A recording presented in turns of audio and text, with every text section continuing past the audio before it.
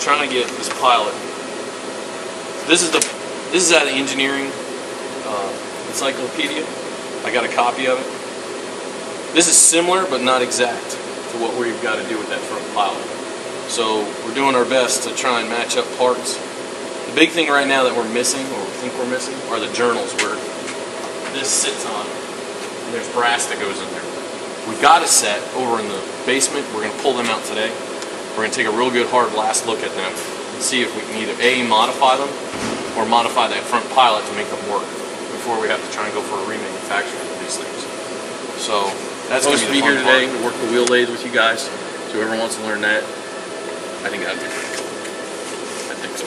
I think you're going to get hard pressed to get any of us away from it. Yeah, that's what I feel.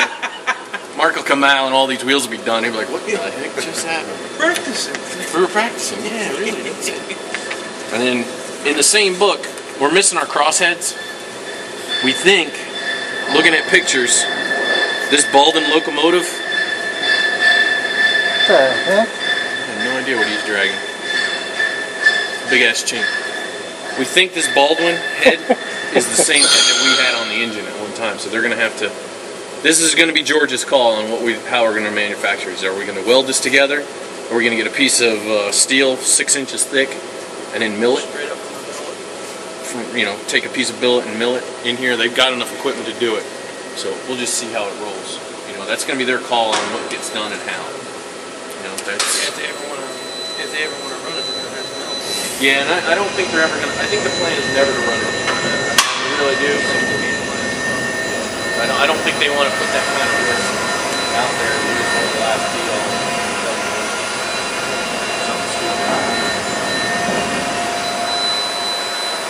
So, a lot of the stuff we do, like we're not going to use brass, we're going to use steel, just case hardened steel.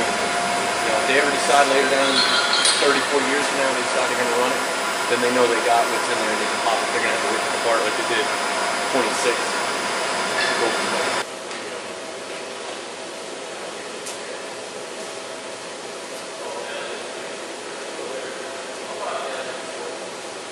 In the center. Really clean the paint out, and I'll get a tool to do that. The second thing we're going to do is we're going to measure how far out we're going to put the drive dogs, and I would say 15 inches would be good. So these are the drive dogs for the lathe. That's what actually bites into the wheel and pushes the wheels around. So we got to move these in to 15 inches from the center point. So, I guess you guys never ran a wheel lathe before. I'll give you a quick startup lesson. Make sure all the emergency stop buttons are out. These things are, you push that in, the machine shuts off. There's one on each face plate there, and you can see them on the other side as well. That way, if something happens, you can just push it in. It doesn't stop the machine instantaneously, but it does a pretty good job of shutting everything off. Once it gets running, you got to let the oil pump kind of fill up, and if you look over here, these little dripper sight glasses, and you'll be able to actually see the oil dripping down, and that feeds everything. Pay no attention to that funny noise, that's just the pump getting started. If they're really running super high, you can slow them down so they make a nice drip, and that should be good enough for the day.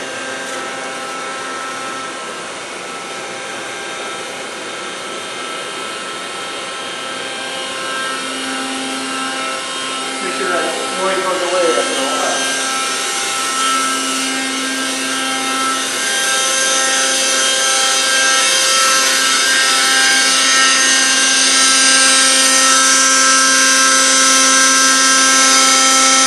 You got about 28 pounds of oil, but that's pretty good. So the noise should go away after a while. Then we'll have to put more oil in.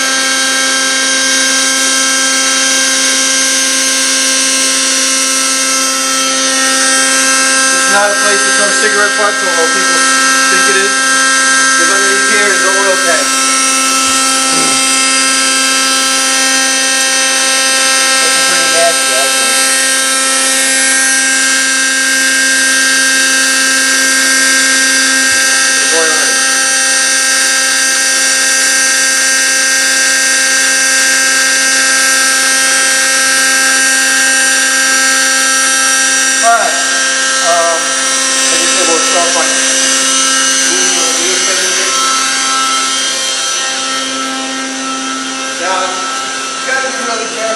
careful because this thing is huge. It doesn't stop on a dime.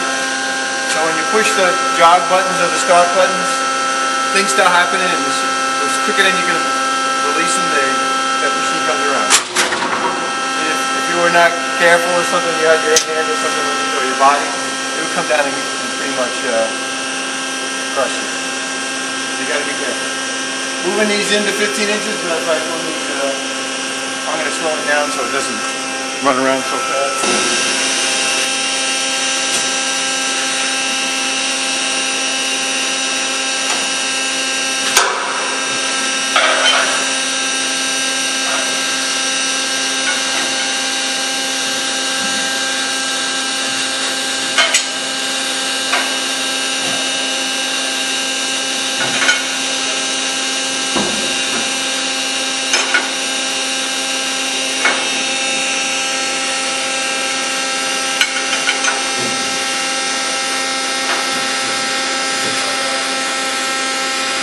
What I'm doing is I'm engaging the lathe shaft across to the other side, and I'm getting everything so that it runs at slow speed. We don't need to go at high speed right now.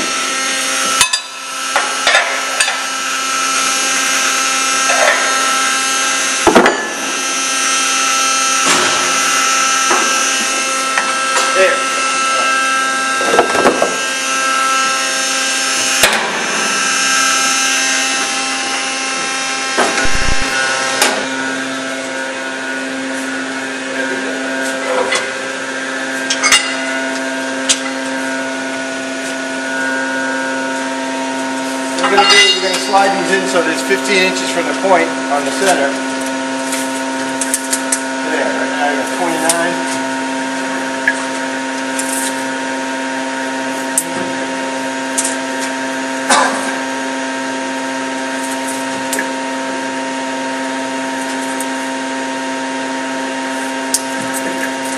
Now, are you measuring from the center or the far edge? Well, if we were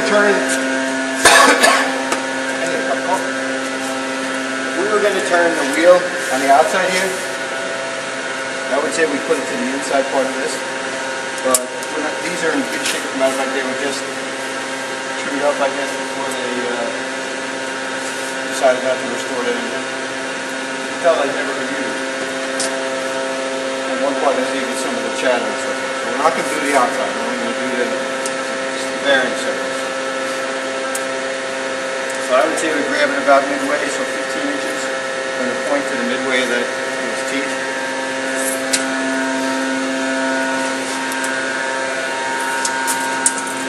You know, within a quarter of an inch would be fine. Then what I find easier is instead of trying to do it this way, I make it on the outside. So 22 inches to the surface of it. Cross it out. Now, once you get one done, it doesn't have to be super mega tight, because all this pressure is up against this way. It doesn't come out. What you're going to do is you're going to jog it forward. So I have it on really slow right now, so you got to kill yourself. Hey, you gotta dive something. Might as well go out with a bang, huh? Not on my watch.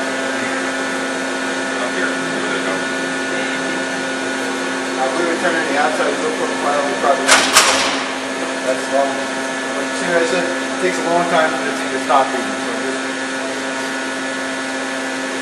give it time to stop. And then do the next one. Somebody can take care of that, right?